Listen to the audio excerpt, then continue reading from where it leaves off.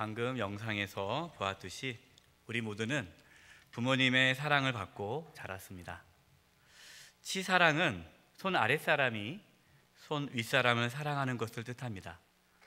내리사랑은 부모가 자식을 향한 사랑이고, 치사랑은 자식이 부모를 향한 사랑입니다. 내리사랑은 있는데 치사랑은 없다라는 이 말은 그만큼 부모님의 사랑이 크다라는 뜻이죠. 오늘은 어버이 주일입니다. 오늘 말씀을 통해서 우리 부모님께, 또 우리 주변 어르신들, 또 효도함으로써 하나님을 기쁘시게 해드리는 삶을 살아가기를 간절히 바랍니다. 첫 번째 말씀입니다. 한번 따라서 해보십시오. 부모님께 불효하는 것은 죄입니다. 우리는 어렸을 때부터 부모님께 효도하라는 이야기를 참 많이 듣고 자랐죠.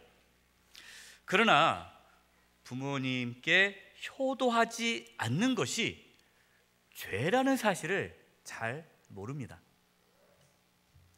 부모님께 불효하는 것은 단순히 도덕적인 문제가 아닙니다. 부모님께 불효하는 것은 죄의 문제입니다. 죄. 하나님은 부모님을 공경하라라고 말씀하십니다. 이것은 하나님의 명령입니다. 그래서 부모님을 거역하는 것은 하나님의 말씀에 순종하지 않는 죄입니다. 불효는 하나님께 죄를 범하는 것입니다. 로마서 1장 30절입니다. 비방하는 자요, 하나님께서 미워하시는 자요, 능욕하는 자요, 교만한 자요, 자랑하는 자요, 악을 도모하는 자요, 부모를 뭐하는 자요? 거역하는 자요. 이들이 누구라는 겁니까? 이들은 사형에 해당된다. 로마서 1장 32절입니다. 그들이 이 같은 일을 행하는 자, 이 같은 일이 뭐죠? 부모를 거역하는 일. 사형에 해당한다고 하나님께서 정하심을 알고도 자기들만 행할 뿐만 아니라 또한 그런 일을 행하는 자들을 옳다 하느니라. 뭐 나만 거역하나? 다 거역하지? 요즘에 엄마 아빠 말 듣는 사람 누가 있어? 이렇게 따지면 안 된다는 거예요. 다른 사람이 다 그렇게 거역한다 하더라도 그것이 하나님 보시기에 죽을 만큼의 큰 죄라는 거예요. 사형에 처할 죄라는 겁니다. 불효하는 것은 단순히 비난받는 것으로 끝나지 않습니다. 디모데전서 5장 8절입니다. 누구든지 자기 친족, 특히 자기 가족을 돌보지 아니하면 믿음을 배반한 자요, 불신자보다 더 악한 자니라. 자, 여기서 가족을 돌보지 아니하면 가족이 누구를 뜻할까요? 부모님입니다. 부모님. 부모님을 돌보지 않으면 믿음을 배반한 자고 불신자보다도 더 악하다라는 것입니다. 예수님을 믿는 분이 여러 가지 이유로 어렵다고 해서 부모님을 돌보지 않는 것은 불신자보다 더 악하다라는 거예요. 예수님을 믿지 않는 것보다 악한 것이 뭐다? 부모를 공경하지 않는 것이다라는 것입니다. 여러분, 이렇게 말씀하면 정말 하나님 보시기에 불효가 얼마나 큰 죄인지 알 수 있지 않습니까? 신명기 27장 16절입니다. 우리 같이 한번 말씀을 읽어보겠습니다. 시작.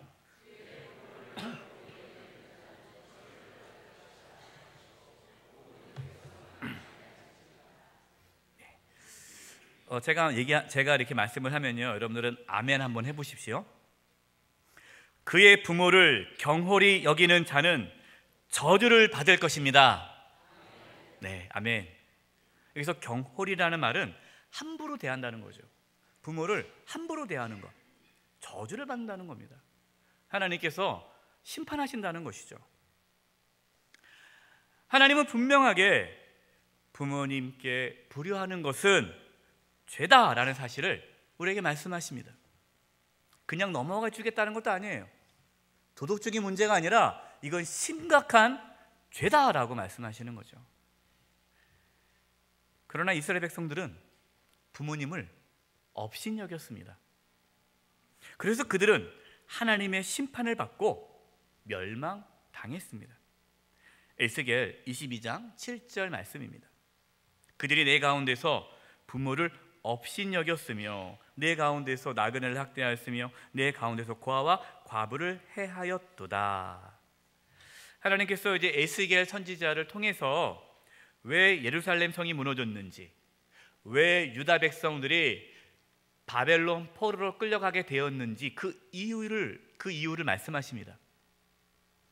에스겔 선지자가 유다 백성들이 이제 바벨론 포로로 끌려갔을 때 그 포로 생활할 때 활동했던 선지자가 에스겔 선지자예요. 그래서 여러분들이 에스겔 말씀을 읽을 때 그 에스겔 말씀은 포로에 있을 때 하나님께 주신 말씀이에요. 에스겔아, 너희들은 왜 망해서 이렇게 바벨론 포로로 끌려왔는지 아니? 왜 그렇습니까, 하나님?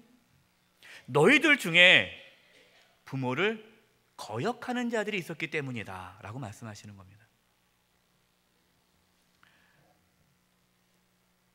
우리는 자녀들에게 부모를 거역하고 업신여기는 것은 하나님께 죄를 짓는 것임을 분명하게 알려주어야 합니다. 불효는 죄입니다. 그래서 불효하는 자를 하나님은 심판하십니다. 우리 사랑하는 부모님들, 자녀가 잘 되기를 원하시죠? 다 잘 되기를 원할 겁니다. 자녀가 잘 되기를 바란다면 부모에게 효도할 것을 가르쳐야 합니다. 두 번째입니다. 따라서 한번 해보십시오. 부모님께 순종하는 것이 하나님을 기쁘시게 합니다. 참 놀라운 말씀이에요. 부모님께 순종하는 것이 하나님을 기쁘시게 하는 거라는 거예요. 내가 부모님께 순종하고 내가 부모님께 효도하는데 왜 하나님이 기뻐하실까? 전혀 이해가 되지 않는데 하나님은 그러시다는 거예요. 오늘 본문 골로새 3장 20절입니다. 같이 한번 읽어보겠습니다. 시작. 자녀들아, 모든 일에 부모에게 순종하라. 이는 주 안에서 기쁘게 하는 것이니라. 아멘. 모든 일에 부모에게 순종하라. 이것이 주님께서 기뻐하는 일이다라고 말씀하십니다. 다시 말하면 우리가 부모님께 순종하지 않으면 하나님은 어떠시다는 겁니까? 기뻐하지 않으신다는 거예요. 부모님께 순종하는 것은 단순한 도덕적인 삶이 아닙니다. 부모님께 순종하는 것은 신앙적인 삶이에요. 이건 영적인 일이에요. 영적인 일. 왜냐? 하나님께서 기뻐하시기 때문이죠. 그래서 신앙이 좋은 사람은 부모님에게 효도할 수밖에 없습니다. 자신이 예수님을 믿는데 부모님께 불효한다. 여러분, 이것은 있을 수가 없어요. 교회에서 충성하고 직분을 받아가지고 교회 하루 종일 봉사하고 남들한테는 잘해줘요. 엄청 막 남들에게 밥도 사주고 뭐도 하고 엄청 잘하는데 부모님께 잘 못한다. 그럼 그 신앙은 가짜예요.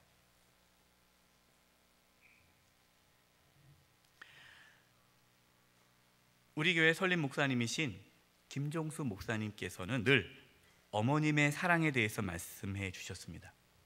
저는 한 번도 우리 김종수 목사님을 뵌 적이 없습니다. 그러나 김종수 목사님의 설교문을 읽으면서 제가 많은 감동을 받았습니다. 김종수 목사님께서는 외부 집회를 가시면 꼭 검정 고무신 이야기를 해주셨다고 해요. 제가 어디 이제 모임에 갔었는데 그 모임에서 다른 교회 성도님을 만났어요. 그랬더니 제가 영세교회 담임 목사입니다. 그랬더니 김종수 목사 제가 잘 안 돼요. 그래서 어떻게 하십니까? 했더니 자기네 교회 부흥에 오셨대요. 부흥에. 근데 그때 검정 고무신 얘기를 지금도 기억하고 계시더라고요. 김종수 목사님께서는 7대 독재하셨습니다.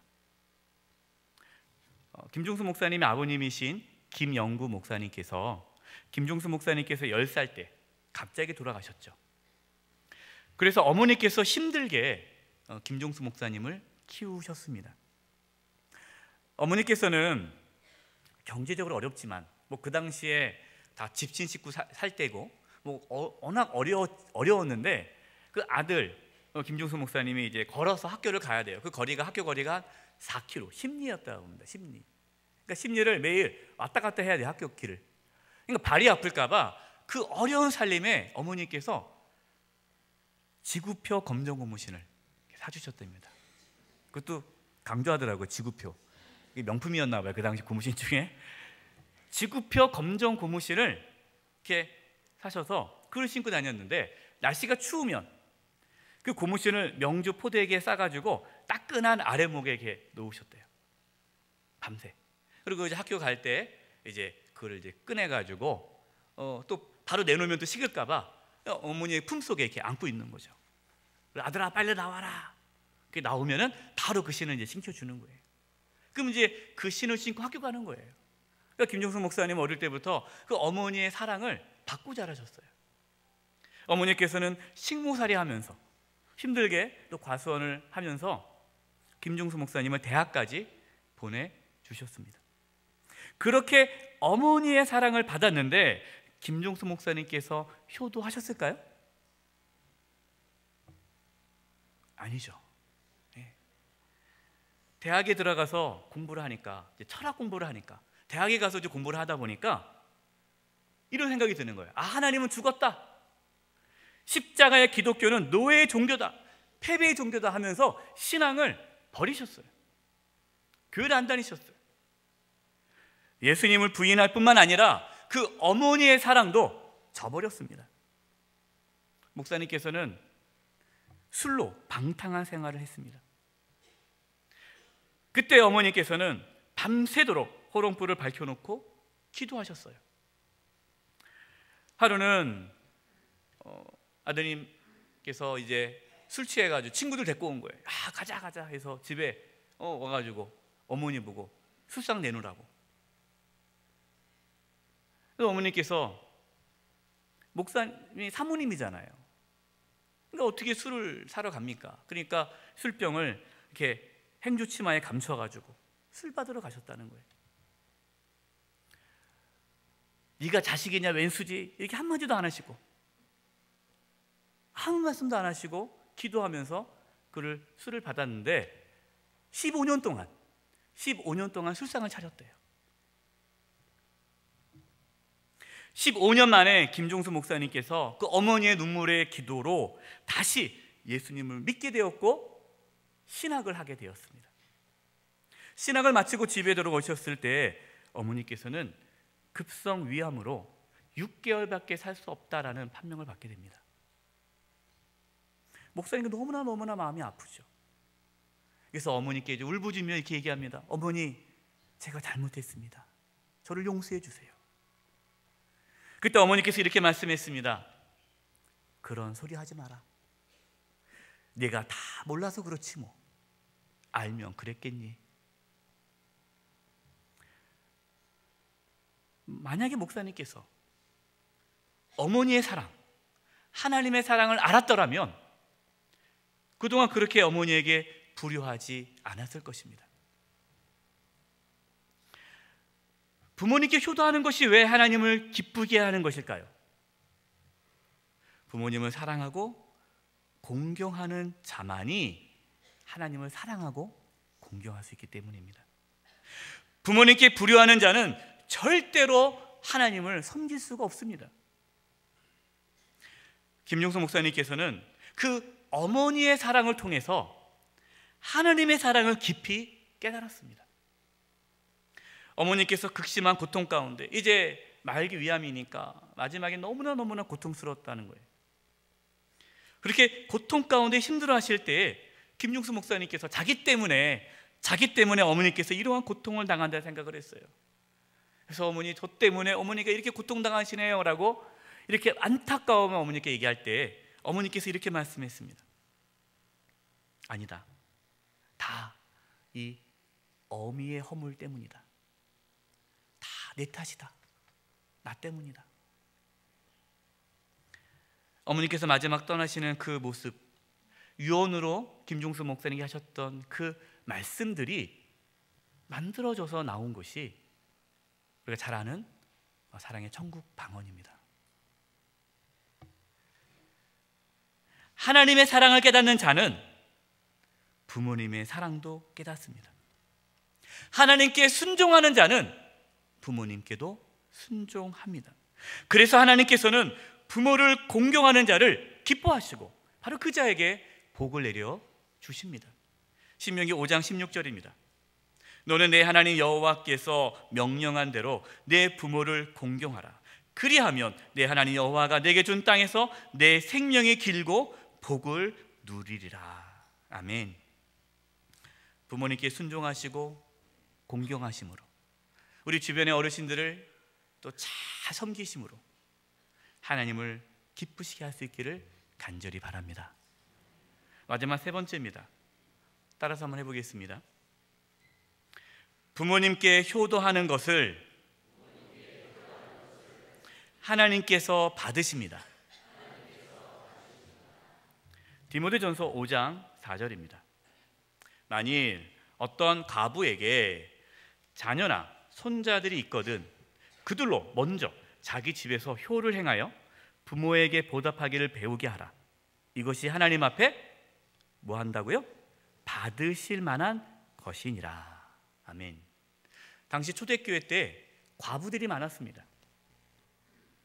근데 그 과부를 누가 먼저 돌봐야 합니까? 자녀들이, 손주들이 돌봐야 한다는 거예요. 자기 집에서 효를 행하여 부모에게 보답하기를 배우게 하라라고 말씀합니다. 제가 작년에 어버이 주일에 부모님께 용돈 드리라고 말씀을 드렸습니다. 그 말씀을 듣고 순종하신 자녀들과 손주들이 계셨어요. 제가 너무나 기뻤습니다. 신방 다니다 보니까 이제 그런 말씀하는 거예요. 목사님, 저번에 목사님 말씀하셔서 이제 저희가 부모님께 또 저희가 할아버지 할머니께 용돈 드리게 됐습니다 라고 얘기하시는 거예요. 용돈 드리신 분들만 저한테 그런 얘기 하겠죠. 안 드리신 분들은 저 안 드리고 있습니다만 안 하겠죠. 제가 너무나 기쁜 거예요. 목회자가 가장 기쁜 것은요, 성도님들이 그 말씀에, 하나님 말씀에 순종하는 모습 볼 때 참 기쁩니다. 혹시 그때 그 말씀을 순종하지 않아서 아직까지 부모님께 용돈 드리지 않는 자녀가 있다면 이번엔 꼭 순종할 수 있기를 바랍니다. 제가 이제 우리 권사님 집사님들에게 이렇게 물어봅니다. 권사님 집사님, 자녀들이 용돈 줍니까? 라고 이렇게 물어봐요. 그러면 하나같이 이렇게 말씀하세요. 목사님, 준다는 걸 제가 안 받습니다. 이렇게 말씀하세요. 준다는 걸. 왜냐하면 자기들도 살기 힘든데 요즘에 교육비가 얼마나 들어갑니까? 손주 학원비 보내야 되죠. 진짜 자기들 살기도 힘든데 부모가 보태주지 못한 망정 어떻게 용돈을 받습니까? 그냥 자기들끼리만 잘 살았으면 좋겠습니다. 여러분, 이게 부모님 마음이죠. 어떤 부모는요, 자신을 위해서 돈을 한 푼도 안 써요. 그걸 모으세요. 모아가지고 자녀에게 큰 돈을 아낌없이 주세요. 모아다 주는 거예요. 이게 부모님의 마음이죠. 이게 부모님의 사랑이죠. 그러나 자녀가 효를 행할 수 있도록, 부모에게 보답할 수 있도록 기회를 줘야 됩니다. 그걸 가르쳐야 됩니다. 왜 그럴까요? 그래야 그것이 하나님 앞에 받으실 만한 것이기 때문이에요. 우리 자녀가 하나님을 기쁘게 해드리고 하나님께서 받으실 만한 일을 하도록 해야 되지 않겠습니까? 그래야 우리 자녀들이 이 땅에서 잘 되고 하나님의 복을 받잖아요. 그 복 받는 비결은 뭐예요? 부모를 잘 섬기도록 해주는 거예요.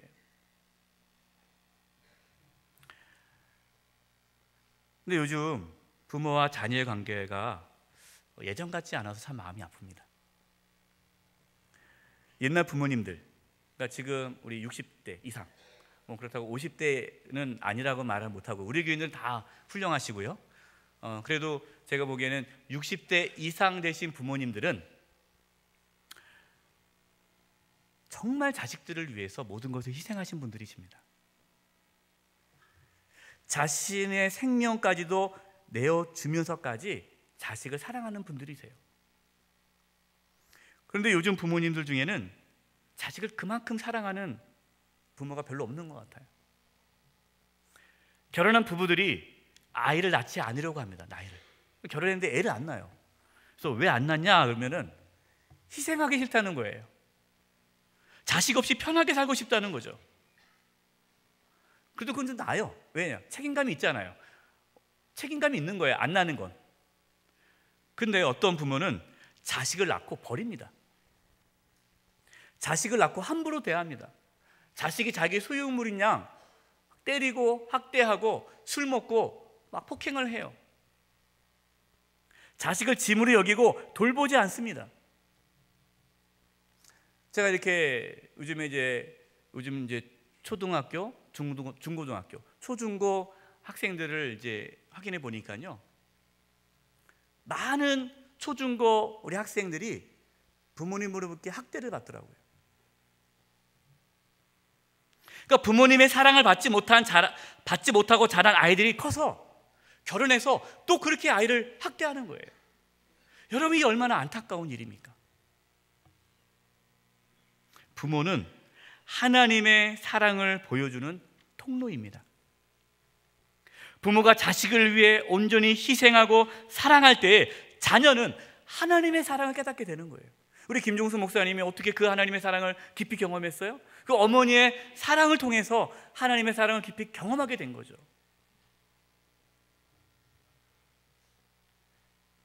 또 옛날 자녀들은 정말 부모님을 잘 섬겼습니다. 그것도 지금 60대, 뭐 그 이하도 잘하시는데 우리 교회 성도님들 잘하시는데 60대 이상 되시는 우리 어르신들은 정말 부모님들 잘 모셨어요. 늘 부모님의 안부를 묻고요. 뭐 좋은 거 있으면 항상 부모님 먼저 이렇게 드시라고 했죠. 근데 요즘 자녀들은 어떻습니까? 부모님들을 함부로 대해요. 부모님에게 반말하는 자녀들이 대부분이에요. 저희 집은 아이들이 부모님께 반말 못하게 합니다. 자, 존댓말 쓰게 합니다. 근데 하루는 우리 아이가 와서 따지더라고요. 왜 우리 집만 엄마 아빠한테 존댓말 쓰냐는 거예요. 다른 친구들은 다 반말한다는 거예요. 존댓말 쓰는 집이 없대요. 억울해 하더라고요. 예. 그래도 해라라고 했어요. 요즘에 부모에게 존댓말 쓰는 자녀들이 없어요. 다 반말해요. 어떤 자녀는요, 부모에게 욕도 합니다. 욕도. 부모에게 소리 지르고 짜증을 냅니다. 부모님의 마음을 헤아리지 않고 자신이 하고 싶은 대로 하고 살아가요. 뭐라고 하면은 내버려두라고, 내 인생이라고, 내 마음대로 살 거라고. 그러니까 부모님 눈치 보는 거죠. 자녀의 눈치를 봐요. 나가라도 안 나가죠. 계속 집에 있으면서. 부모님이 자신을 위해 희생하는 것을 당연하게 여기고 더 많은 것을 해주지 않았다라고 서운해합니다. 결혼한 자녀는 부모가 자신의 자녀를 당연히 돌보아 줘야 한다는 생각을 해요. 그래서 부모님들은 그동안 자식을 키우느라 힘들었는데 이제는 손주까지 돌보느라고 너무나도 힘이 들어요. 물론 우리 부모님들은 기쁘게 손주를 돌볼 것입니다. 그런데 자식들은 그것을 당연하게 여기면 안 돼요. 부모님의 사랑은 당연한 것이 아니고 감사한 것입니다. 결론입니다. 오늘은 어버이 주일입니다. 어버이 주일이라서 부모님께 효도하자라고 말씀드리는 것이 아닙니다. 이 시간 초등학교 교장 선생님이 조회 시간에 훈계하듯이 여러분 부모님께 효도하십시오. 도덕적으로, 지금 윤리적으로 우리가 부모님께 효도하자고 말씀드리는 것이 아닙니다. 부모님의 말씀에 순종하고 부모님을 공경하는 것은 하나님의 뜻입니다. 하나님의 명령입니다. 이것을 지키지 않으면 하나님 앞에 죄를 짓는 것입니다. 이것은 죄의 문제이지 도덕적인 문제가 아닙니다. 그래서 우리는 자녀들에게 부모에게 순종하고 부모를 공경하는 것을 가르쳐야 합니다. 그래야 우리의 자녀들이 하나님께 죄를 짓지 않게 됩니다. 누가 부모님께 효도할 수 있을까요? 하나님의 사랑을 깨닫고 하나님께 순종하는 자가 부모님께 효도할 수 있습니다. 부모님께 효도하는 것은 도덕적인 것이 아니라 영적인 것이라고 말씀을 드렸어요. 신앙의 문제예요. 우리가 신앙이 바로 서게 되면 부모님께 효도하게 됩니다. 하나님께서는 부모님께 효도하는 것이 하나님께서 기뻐하시는 일이라고 말씀합니다. 그리고 우리가 부모님께 효도할 때에 하나님께서 그것을 받으신다라고 말씀하십니다. 그래서 하나님은 부모에게 효도하는 자에게 복을 내려주십니다. 저는 말씀 묵상하면서 두려운 마음이 들었습니다. 두려운 마음. 왜 그러냐? 요즘 우리 사회가 부모님을 공경하는 사회가 되지 않은 것 같아요. 또 우리 사회가 어른들을 공경하지 않는 사회가 됐어요. 우리 매스컴이나 그런 데 보지 않습니까? 자리 양보 안 하잖아요, 요즘 젊은 사람들. 그리고 누가 어르신이 한마디 하면은 막 때리잖아요. 무서워서 한마디도 못 해요. 예루살렘 성이 왜 멸망당했습니까? 부모님을 업신여겼기 때문에 하나님의 심판을 받은 거예요. 우리 사회가 부모님을 업신여기고 부모를 공경하지 않고 어르신들을 잘 모시지 않는다면 하나님의 심판이 우리 민족 가운데 임할까 봐 두려운 마음이 들어요. 우리가 밖에 나가서 다른 사람들에게 열심히 부모님 잘 모십시오라고 말할 수 없죠. 말해도 듣지 않으니까. 제가 이제 고민했어요. 하나님 어떻게 하면 됩니까? 그랬더니 너나 잘해라 그러더라고요. 그러면서 영세교회 성도만이라도, 우리 영세교회 성도님들만이라도 부모님께 공경한다, 또 어르신들을 잘 섬긴다면 우리 성도들을 보고 하나님께서 이 나라를 지켜주지 않겠는가 하는 마음을 주셨어요. 우리 사랑하는 우리 영세교회 성도 여러분, 부모님을 공경할 수 있기를 바랍니다. 우리 주변 어르신들을 잘 모실 수 있기를 바랍니다. 그것이 하나님께서 기뻐하는 일이고, 그것을 하나님께서 기뻐 받으시는 일이고, 그것으로 인해서 하나님께서 우리나라를 지켜주시고 보호해 주십니다. 우리를 통해, 우리의 효를 통해 하나님께서 이 민족을 불쌍히 여겨주셔서 지켜주기를 바라고, 부모님께 공경하고 우리 어르신들을 공경함으로 하나님을 기쁘시게 해드리는 삶을 살아가기를 간절히 축원드립니다. 기도하겠습니다. 하나님, 저희가 부모님을, 우리 어르신들을 잘 모실 수 있게 해주시고, 그래서 하나님을 기쁘게 해드리는 삶을 살게 하여 주시옵소서. 특별히 이 사회가 부모님을, 어르신을 공경하지 않는 사회가 돼가고 있는데 주여 불쌍히 여겨주시고 다시금 부모님을 공경하고 어르신을 잘 섬기는 민족 될 수 있도록 도와주시옵소서. 예수님의 이름으로 기도드립니다. 아멘.